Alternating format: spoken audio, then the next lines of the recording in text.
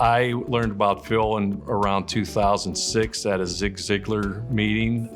It was a seminar in Cleveland, Ohio, and there was a bunch of other speakers there, and Phil happened to be one of the speakers. In like 2019, I was in Wilmington, North Carolina, and I was on business there, and they had a seminar here, and I decided to come down to Georgia to take the 3-day seminar. I stored records for like the hospital, and I did commercial shredding for them as well.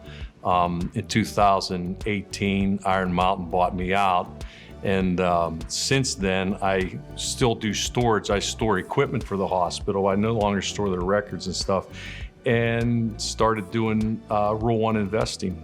I'd say 80% of my time now is with Rule 1 investing and 20% is with the storage. I think the biggest takeaway is the best thing you could do is learn about companies more than learn about the stock market itself.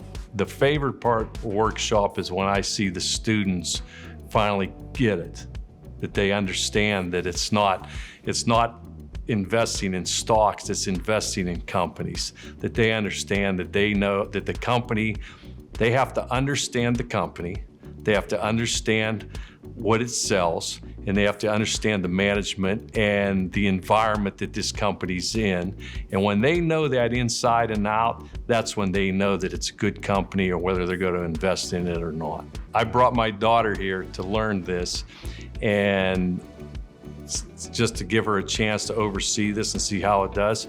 She grasped this so well.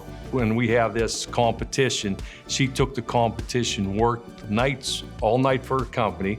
She picked a company that she understood that she was actually working in that industry, and she came back the next day and she won it. Out of all the students, she won. And that's saying something for like only knowing it for 3 days, I recommend Rule 1 to everybody because you can take control of your own life instead of giving this to a stockbroker. In other words, I do have friends that are stockbrokers, and they tell me that what I do is what their analysts do.